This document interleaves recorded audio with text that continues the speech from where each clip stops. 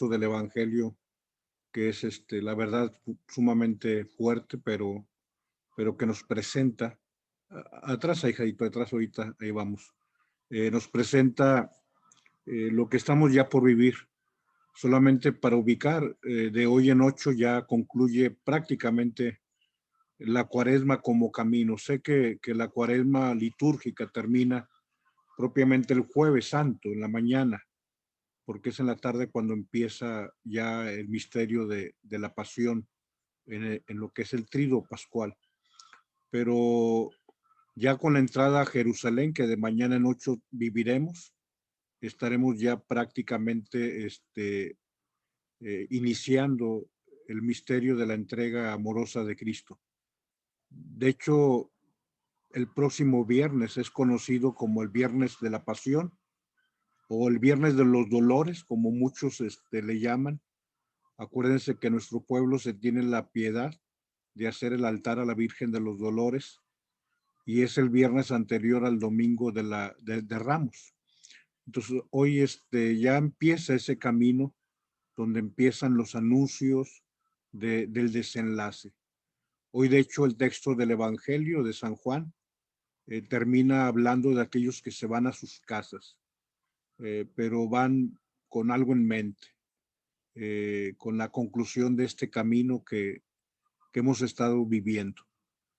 Hoy le he titulado la reflexión La suerte de profeta, porque en este caso, como les he comentado, la primera lectura que refuerza el tema principal del Evangelio, nos hace mostrar o nos muestra sobre todo esta visión de Jeremías y cómo los que escuchan su prédica empiezan a confabularse contra él.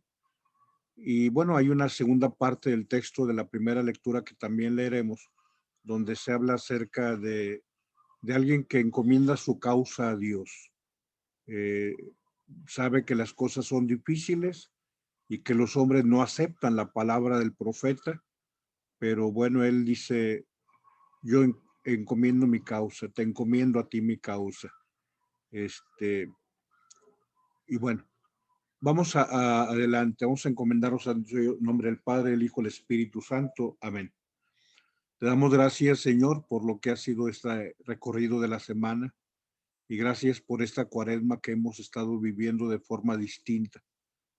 Hemos vivido una cuaresma que prácticamente termina, que nos conduce hacia el misterio del amor en la entrega que tú tienes para con nosotros.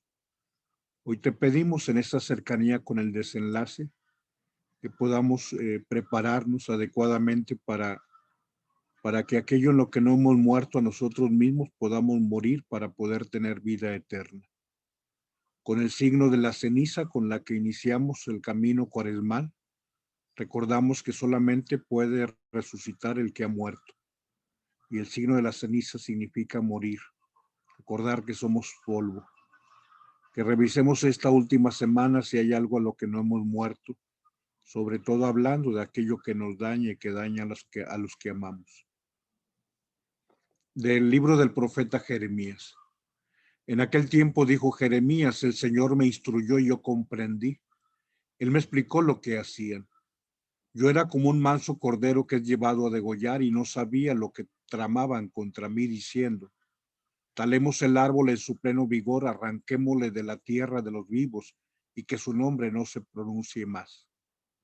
Ahora tú, Señor de los ejércitos, justo juez, que sondeas lo más íntimo del corazón, haz que yo vea tu venganza contra ellos, porque a ti he encomendado mi causa. Palabra de Dios. Te alabamos, Señor. Capítulo 11 de Jeremías y presenta la dificultad del mensaje. Esta imagen del cordero manso que es llevado a degollar nos refiere a la persona de Cristo. Es talar el árbol en pleno vigor, arranquémosle de la tierra de los vivos, que su nombre sea olvidado. Era la trama de parte de los que iban contra el profeta. Pero bueno, concluye el profeta diciendo, al Señor he encomendado mi causa. Vayamos al texto del Evangelio, adelante, es el capítulo 7 del Evangelio de San Juan. Dice, pues, que el Señor esté con ustedes y con tu espíritu. Proclamación del Santo Evangelio según San Juan. Gloria a ti, Señor. En aquel tiempo, algunos de los que habían escuchado a Jesús comenzaron a decir: este es verdaderamente el profeta. Otros afirmaban: este es el Mesías. Otros, en cambio, decían: ¿acaso el Mesías va a venir de Galilea? Nos dice la Escritura que el Mesías vendrá de la familia de David y de Belén, el pueblo de David. Así surgió entre la gente una división por causa de Jesús. Algunos querían apoderarse de él, pero nadie le puso la mano encima. Los guardias del templo, que habían sido enviados para apresar a Jesús, volvieron a donde estaban los sumos sacerdotes y los fariseos, y esto les dijeron: ¿por qué no lo han traído? Ellos respondieron: nadie ha hablado nunca como ese hombre. Los fariseos le replicaron: ¿acaso también ustedes se han dejado embaucar por él? ¿Acaso ha creído en él alguno de los jefes o de los fariseos? La chusma esa que no entiende la ley está maldita. Nicodemo, aquel que había ido en otro tiempo a ver a Jesús y que era fariseo, les dijo: ¿acaso nuestra ley condena a un hombre sin oírlo primero y sin averiguar lo que ha hecho? Ellos le replicaron: ¿también tú eres Galileo? Estudia las Escrituras y verás que de Galilea no ha salido ningún profeta.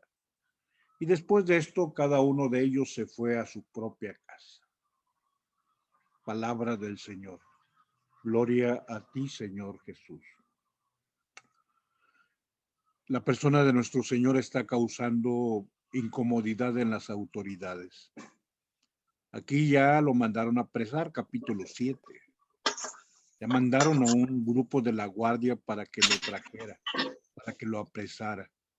Y los que lo vieron se quedaron asombrados por lo que enseñaba.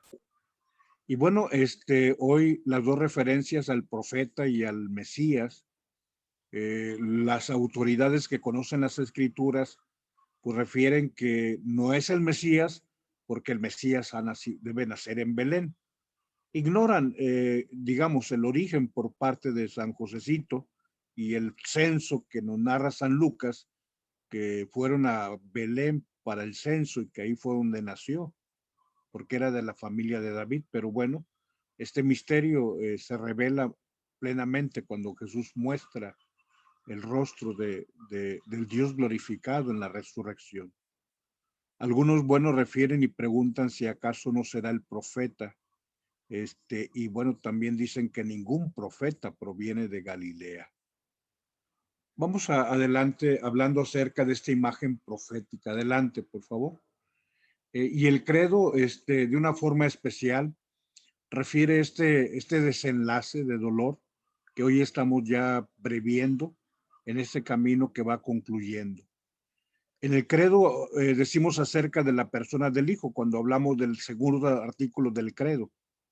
Creo en un solo Señor Jesucristo, Hijo único de Dios, nacido del Padre antes de todos los siglos. Dios de Dios, luz de luz, Dios verdadero de Dios verdadero, que por nosotros los hombres y por nuestra salvación bajó del cielo. Y por obra el Espíritu Santo se encarnó de María la Virgen y se hizo hombre. Y dice: y por nuestra causa fue crucificado en tiempo de Poncio Pilato. Padeció y fue sepultado y resucitó al tercer día según las Escrituras. Hoy se habla acerca del destino de dolor que va a vivir nuestro Señor. Y ese resucitar al tercer día según las Escrituras. También San Pablo, en el capítulo 15 de la primera carta a los Corintios, refiere de Cristo que muere según las Escrituras. Dice San Pablo: porque les transmití en primer lugar lo que a mi vez he recibido, que Cristo murió por nuestros pecados según las Escrituras. Ese morir y ese resucitar según las Escrituras indica una coincidencia con el plan de Dios que se ha tenido.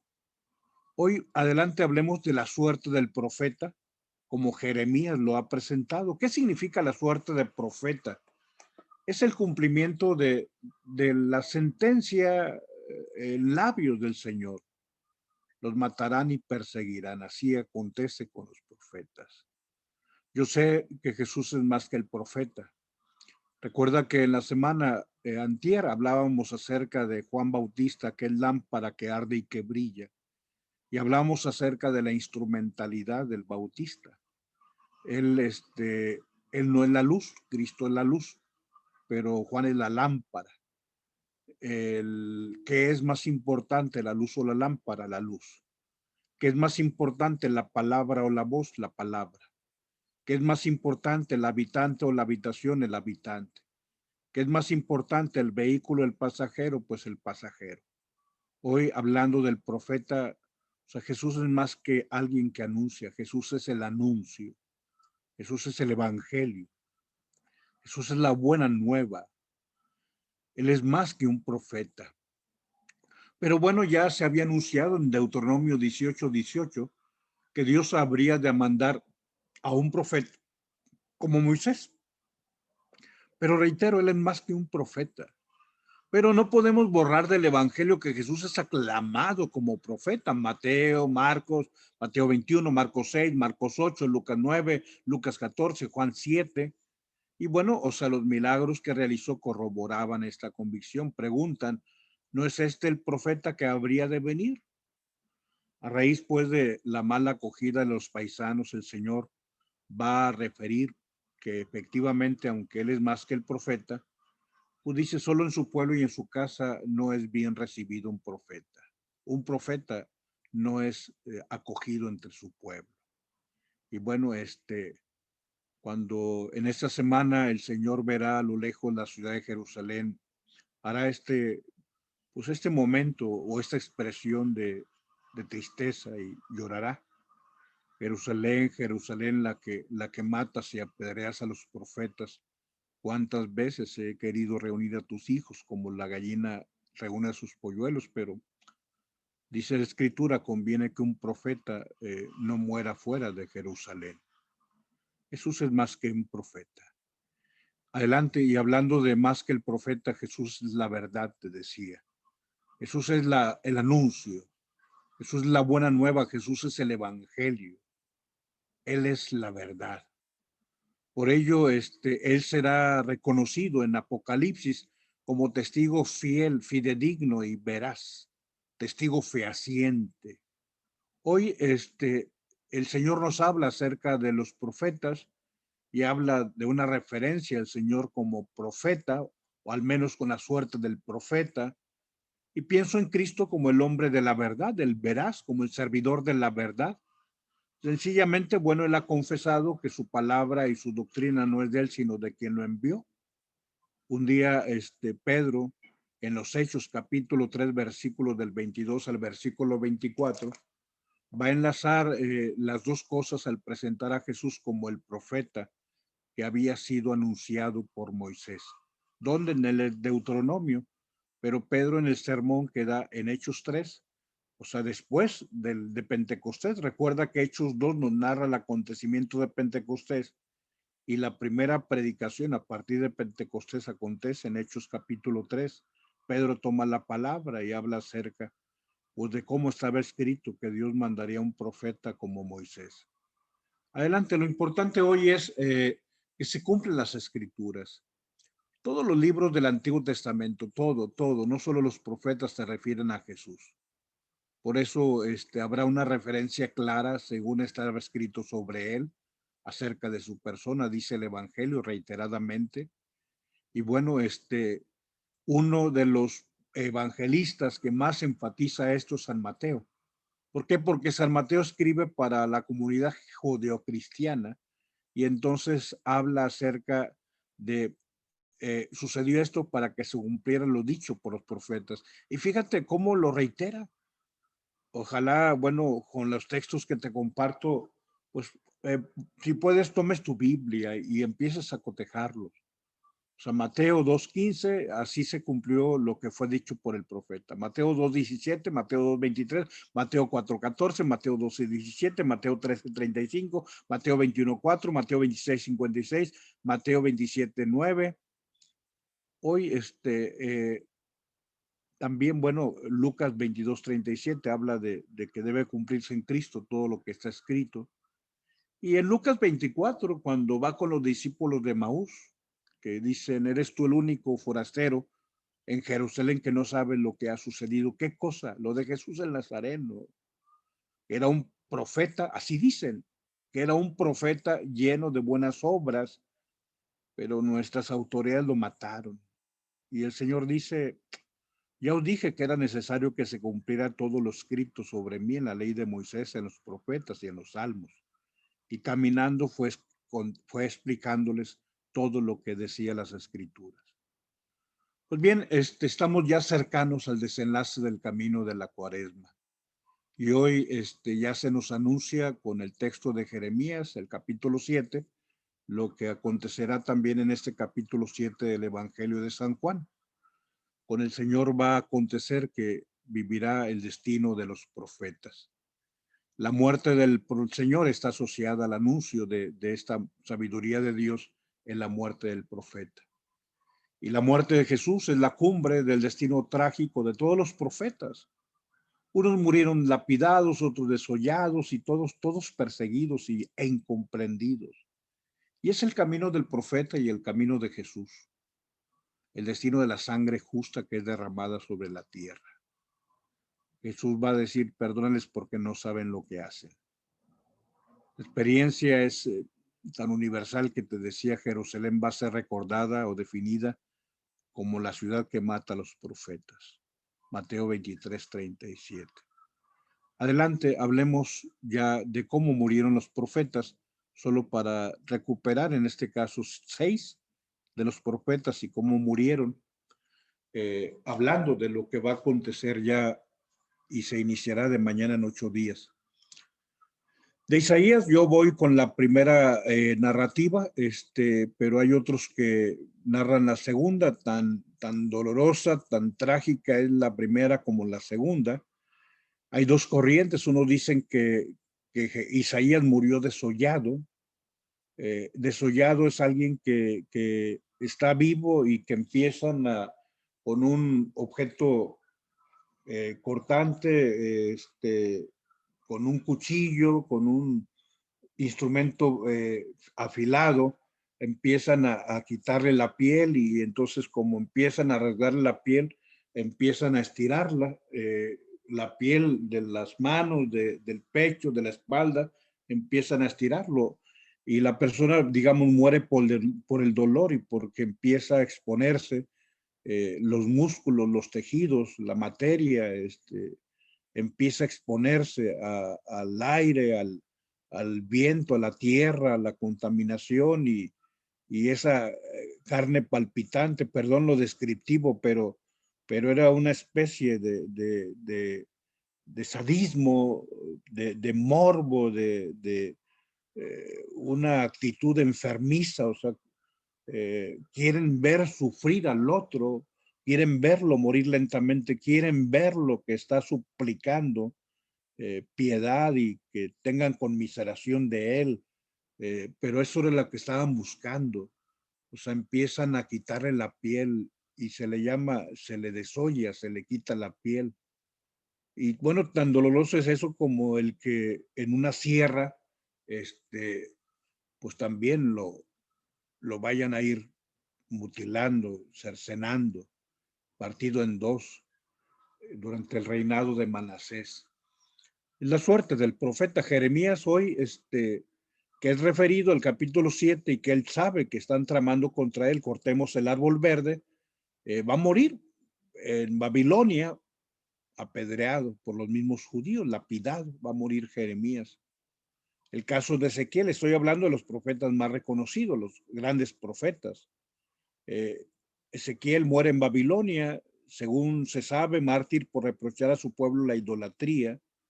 Y Daniel también muere en Babilonia, Oseas termina en el exilio, Amós muere varios días después de haber sido golpeado.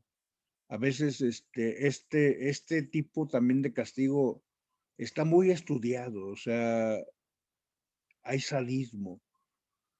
Las personas dicen, golpéalo, pero que no se muera, o sea, que agonice, que, que no se muera o que no se nos muera en una hora, o sea, que haya varios días que esté agonizando.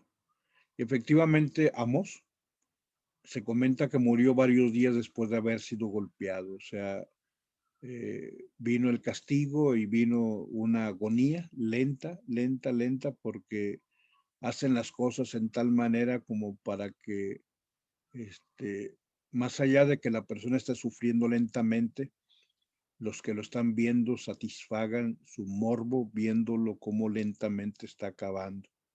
Esa es la búsqueda. De hecho, te comento que la muerte en la cruz es algo parecido, una muerte lenta. O sea, el crucificado va muriendo poco a poco, no por los clavos. Claro que todo se suma, los golpes, los azotes, la cruz, pero la agonía queremos que no se muera rápido. O sea, poco a poco va a ir debilitándose y va a ir cayendo su cuerpo y se va a ir asfixiando. Y bueno, como algunos son muy fuertes, duraban horas y horas y horas. Aquel Viernes Santo que ya nos acercamos a él, van a, como era un sábado muy especial, el siguiente día, aquel que veían joven y fuerte como era nuestro Señor, ellos quieren que ya, o sea, pero no por piedad con él, no, sino porque el sábado era muy sagrado, era la Pascua que caía en sábado. O sea, mandan o querían que aceleraran su muerte, no porque fueran piadosos o ya estuvieran intolerantes al dolor que estaban viendo, no, no, ya, acábalo porque mañana o ya empieza el sábado, ya es la víspera del sábado y hay que quitar el cuerpo porque Dios va a venir aquí. Dios estaba con ellos. Bien, bueno, vamos a agradecerle a Dios en nombre del Padre, el Hijo, del Espíritu Santo. Amén. Muchas gracias por estar aquí.